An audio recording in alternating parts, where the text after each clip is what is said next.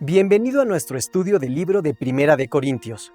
Hoy consideraremos algunas de las formas en que Pablo confronta amorosamente las dificultades en las iglesias de Corinto. Si bien podemos llamar a la carta de Pablo a los romanos una obra maestra teológica, su primera carta a la iglesia de Corinto es una obra maestra pastoral. Los 16 capítulos de esta carta son una lista de problemas que amenazan su unidad y la fuerza de su testimonio en la comunidad. No son conscientes de que algunos de sus problemas tienen que ver con sus divisiones con algunas figuras de autoridad.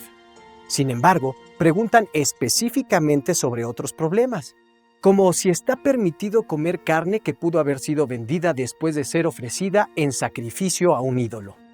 Pablo también confronta la inmoralidad, los creyentes que demandan a otros creyentes, los problemas relacionados con el matrimonio, el lugar de la mujer en la iglesia y los problemas para seguir el sacramento de la comunión. Él habla del desorden general en sus reuniones y algunas de sus formas equivocadas de pensar acerca de los dones espirituales y la esperanza de la resurrección. En los primeros 4 capítulos, Pablo aborda el problema de la división. Los creyentes de Corinto están discutiendo sobre quién es el mejor líder. Pablo está horrorizado. ¿Está dividido Cristo?, él pregunta.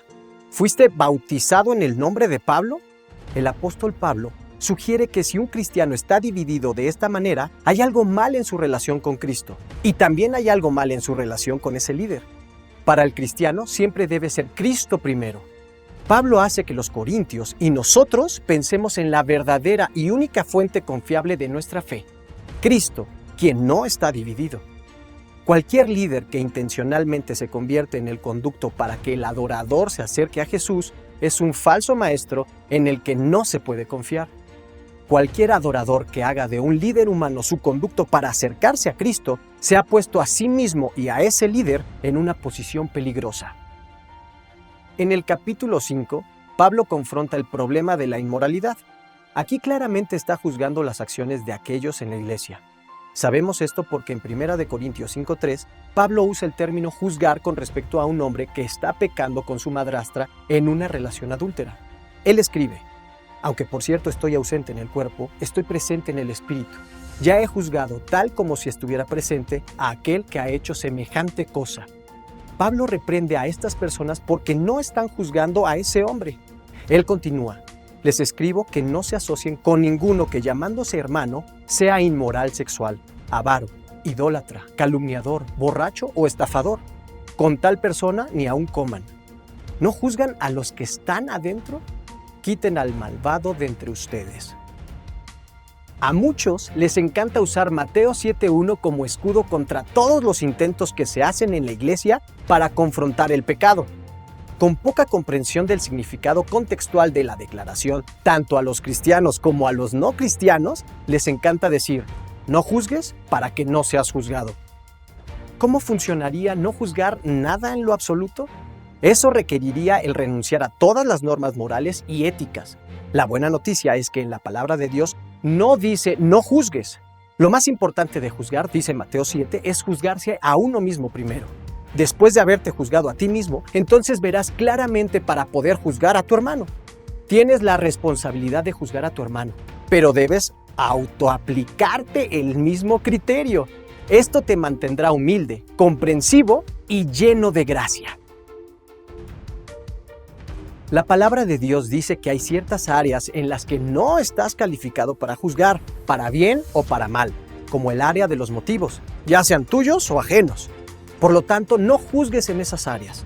En el capítulo 5, sin embargo, Pablo les dice a los corintios, deben juzgar a los creyentes en su iglesia, pero como manda Mateo 18, sean redentores al hacerlo.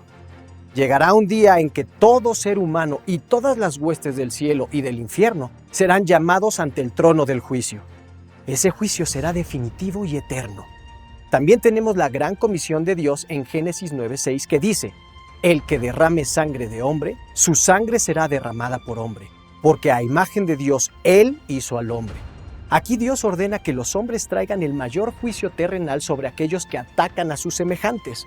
Hacer esto es un gran insulto para su Creador, porque los hombres son la imagen de Dios en el mundo, y como tales, tienen ciertos derechos básicos otorgados por Dios que deben ser preservados. Dios concede este poder de juicio a los designados para la tarea de crear el gobierno. Aún así, esta idea del juicio redentor es muy importante para la teología bíblica. Opera en dos niveles, personal y gubernamental. A nivel de gobierno, Génesis 6:9 tiene en la mira la redención de la sociedad humana, impidiendo que la raza humana alcance los niveles de corrupción que en primer lugar ocasionaron el diluvio.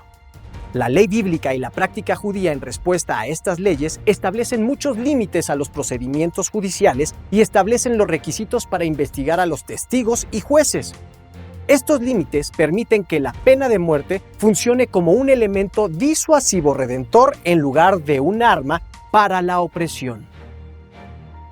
A nivel personal, especialmente en la administración del Evangelio y el cuerpo de Cristo, el juicio está destinado a asegurar el arrepentimiento y la redención del pecador. Como con el pueblo, el juicio es redentor para la congregación, manteniendo vivo el temor de Dios en la comunidad. Vemos esto en Hechos 5, con las ejecuciones divinas de Ananías y Zafira. Debemos notar que esta historia termina detallando el poderoso efecto que este evento tiene en la comunidad, diciendo en Hechos 5:11, y vino gran temor sobre toda la iglesia y sobre todos los que se enteraron de estas cosas. La responsabilidad de la iglesia de juzgarse a sí misma y mantener su camino limpio se hizo real rápidamente para los creyentes de Corinto como resultado de este juicio divino. Incluso aquí, en medio de la ira de Pablo por la tolerancia de la iglesia a tal inmoralidad, busca la redención diciendo en 1 Corintios 5:5, entreguen al tal a Satanás para la destrucción de la carne, a fin de que su espíritu sea salvo en el día del Señor. Esto no significa que la iglesia deba sacar a la luz el pasado y difamar a la gente. Pablo no desprecia a las personas por sus pecados pasados. Ese es el comportamiento correctamente llamado crítico. Este hombre debe ser confrontado porque está en un pecado continuo y todos saben que está sucediendo. En el cuerpo de Cristo, esto no se puede tolerar. De la misma manera, la única razón por la que Pablo va tan lejos como para recomendar la excomunión es porque este hombre no está dispuesto a arrepentirse. No hay pecado en el cuerpo de Cristo que Dios no pueda perdonar y olvidar si se confronta, se arrepiente y se abandona. Sin embargo, el pecado continuo debe ser desafiado porque la santidad es importante. Necesitamos una advertencia importante aquí que involucra la noción común de perdonar y olvidar. Dios, que lo sabe todo, incluso los secretos de nuestro corazón, olvida nuestros pecados solo en términos de no tenerlos en cuenta en el juicio. Para aquellos de nosotros en una comunidad cristiana, sin embargo, olvidar es una propuesta engañosa. Primero, si bien se nos puede perdonar casi cualquier pecado ante un arrepentimiento genuino, todavía hay consecuencias por nuestras acciones. Algunos pecados involucran cargos criminales que no pueden ser ignorados. Algunos pecados nacen de profundos defectos de carácter que no se pueden ignorar. Algunos pecados nos lastiman de maneras profundas de las que puede llevar muchos años de difícil discipulado para recuperarse. Algunos pecados son tan graves que siempre debemos estar atentos contra posibles recaídas. Nosotros podemos ser perdonados por lo que hemos hecho, pero nunca debemos olvidar lo que somos o dónde estamos en nuestro proceso de santificación. Debemos reconocer que como humanos no podemos ver el corazón, por lo que hay razones para tener precaución. Se nos puede perdonar, pero ¿deberíamos permitirle trabajar con niños a una persona que tuvo un comportamiento pedófilo? No. Es posible que se nos perdonen las adicciones y la inmoralidad del pasado, pero ¿no debería una novia o un novio sopesar seriamente el impacto que esto puede tener en la confianza y la intimidad conyugal antes de comprometerse para toda la vida? Sí, uno debería. Las faltas morales o experiencias oscuras descalifican a una persona para el ministerio o al menos plantean serias dudas sobre la decisión de ponerlos en ciertas posiciones. Definitivamente algunos deberían darnos profunda desconfianza. ¿Cuántos fracasos morales se necesitan antes de que la idea misma de la restauración del ministerio se convierta en un sacrilegio? El perdón es una gracia poderosa, pero el olvido es un asunto muy cuestionable y complejo en las relaciones comunitarias como la iglesia. Ahora, En 1 Corintios 6, Pablo confronta brevemente el problema de los cristianos de Corinto, de llevarse unos a otros a los tribunales, pero luego regresa inmediatamente al tema de la inmoralidad. Él toma el pecado sexual muy en serio diciendo en 1 Corintios 6, del 18 al 20, «Huyan de la inmoralidad sexual. Cualquier otro pecado que el hombre cometa está fuera del cuerpo, pero el inmoral sexual peca contra su propio cuerpo. ¿O no saben que su cuerpo es templo del Espíritu Santo que mora en ustedes, el cual tienen de Dios y que no son de ustedes? Pues han sido comprados por precio. Por tanto, glorifiquen a Dios en su cuerpo». En 1 Corintios 6, del 9 al 11, Pablo escribe, ¿no saben que los injustos no heredarán el reino de Dios? No se engañen, que ni los inmorales sexuales, ni los idólatras, ni los adúlteros, ni los afeminados, ni los homosexuales, ni los ladrones, ni los avaros, ni los borrachos, ni los calumniadores, ni los estafadores heredarán el reino de Dios. Y esto eran algunos de ustedes, pero ya han sido lavados, pero ya son santificados, pero ya han sido justificados en el nombre del Señor Jesucristo y en el Espíritu de nuestro Dios. Por eso el Evangelio de Jesucristo es tan emocionante. Produce vidas redimidas y transformadas. El milagro es que son transformados. Lo que hayan sido, ya no son así. Han sido lavados, han sido limpiados, han nacido de nuevo. Ese es el milagro del Evangelio de Jesucristo. En 1 Corintios 6 ves una demostración de cómo el Evangelio de Jesucristo puede ser el poder de Dios para salvación que cambia la vida de hombres y mujeres e impacta a comunidades enteras a través de su testimonio. Entonces Pablo nos lo recuerda diciendo, esto eran antes algunos de ustedes. Esas son palabras poderosas en muchos niveles.